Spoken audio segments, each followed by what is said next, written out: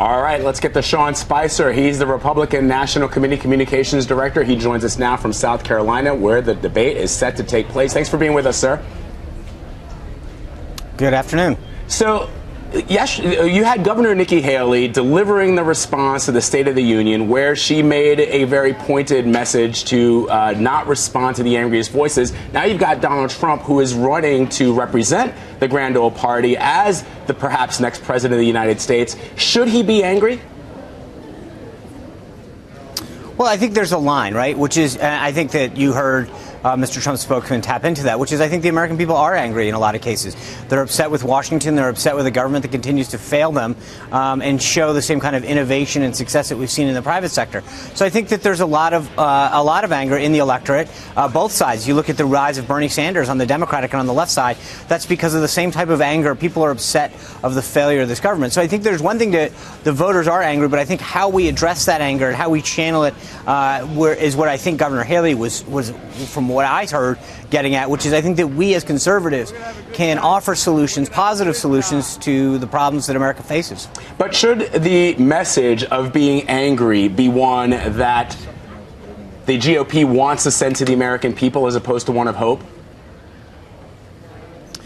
Well, I think you can do both, right? You can say we understand your anger, we agree with it, we tap into it, and we want to fix it. But I think that what we can do is also straddle that and say, but we will offer you a positive vision forward. We will offer positive vision. We should be proud of the fact that our solutions will move America forward, whether it's in education or job creation or healthcare reform. I think we as conservatives have much better solutions, but we should be proud of those solutions and we should be happy to share them with the American people.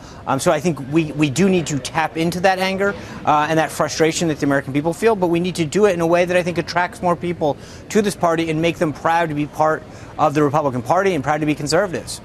Is the RNC comfortable with the thought of Donald Trump becoming the next nominee? Yeah.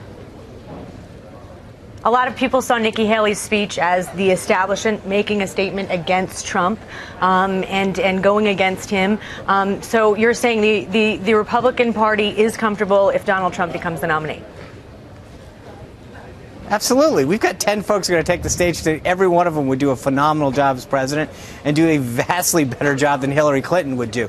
I think we've got real problems in this country, and every one of the folks that you're going to hear from our party up tonight is going to talk about solid solutions and a better vision of America. So I don't think there's any difference. There's any divide. I'm often curious as to what this quote-unquote establishment is. I mean, we as the party have laid out a very transparent set of rules and offered candidates resources that are open to every single one of them. I think a lot of it is made up. I think people are looking for a fight, but I think all of us are headed in the right direction. We all agree that every one of the people who will take the stage will do a better job than Hillary Clinton, and on that, we're very united. I think, Mr. Spicer, the reason that question comes up often is because you just heard Donald Trump's spokesperson, Katrina Pearson, telling us, talking about the quote-unquote establishment Republicans. And I guess there's a lot of people wondering if there is a rift in the party because Donald Trump seems to represent a wing of the party, or at least a portion of the party, that isn't more in line with traditional Republicans. That's great. Look, I mean, Mr. Trump and Rand Paul and others are bringing new people into this party. Ben Carson, Carly Fiorina. Each of them is bringing something unique and different and more to this party. We win elections through addition, not subtraction. So it's great that they're all doing this. I don't care if they want to bash the establishment or whatever, but at the end of the day, you look at the ratings that we're getting, the intensity that you're seeing among activists and voters, and it's all on our side. I think the energy and excitement with the Republican Party this side. In 2008, Barack Obama and Hillary Clinton went at it through June, very, very back and forth. And a lot of people said it was going to hurt them. In the end, that intensity propelled them to victory. I think you're seeing that on steroids this time on our side. At the onset, you had so many candidates, so many Republican candidates entering the race. There was talk early on about the possibility of a contested convention. At this point, you only have two front runners in the Republican Party, three candidates, I believe, in the double digits. So why so much talk about a contested convention? Well, I'm certainly not talking about it. The only people who are talking about it is honestly people in the media. And I think it is a story that if you search the contested convention, you'll see the story last cycle, the story from 2008, from 2000. Jeff Zeleny from the New York Times wrote a story almost 4 years ago for the New York Times talking about a potential contested convention. It's great election fodder. It's fun for cocktail conversation. But I think the chairman, myself, others of the committee have been very clear. We fully expect to have a presumptive nominee in early April, just like it's always been the case. So I think this is a media sensation, a media creation. But we have more qualified candidates than we've ever had before. So I think, there's always a possibility of it. But at the end of the day, the only way that ever occurs is if voters don't give anyone the 1,237 delegates they need to win a majority of at the convention.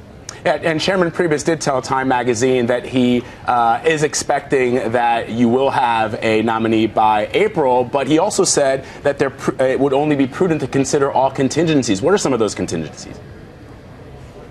Right. Well, look, we're a party that's had 2 hurricanes the last 2 conventions.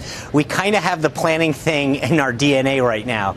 And so that means that you look at voting systems and make sure that you're prepared to go through the proper procedures. But again, I was here 5 years ago when we went through the Tampa convention, and the actuaries told us that we had less of 1/10 of a chance of a hurricane. And that didn't really stand up too well.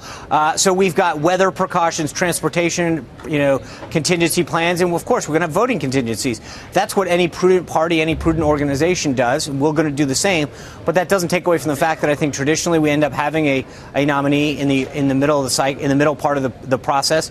That time's out at about mid-April this time, and I think we will have one. Okay, turning to Rand Paul now, the latest Des Moines Register poll shows that he is qualified to be on that main stage. He has appealed to the RNC to be included. He's appealed to the Fox network. Will you be pushing back on Fox to change their minds and allow him in and shift to him? Look, all networks, including CBS for its upcoming debate in Greenville, South Carolina, determine the criteria for candidates to make it on stage. It has always been the case, and it always will be the case. Fox set out its criteria, and Senator Paul didn't make the main stage this time. He was invited and still welcome to come to the second stage debate. But look, we have an abundance of qualified candidates, and I think the party and the networks have really done a service to voters by making sure that all of them have an opportunity to get on a stage, get out there and have their voice heard. That opportunity is still open to Senator Paul, and I hope he takes a last-minute change and shows up. But it's ultimately up to his candidacy, up to his campaign, whether or not to show up or not. What do you make of his accusation that he's being intentionally excluded? Why would he say that?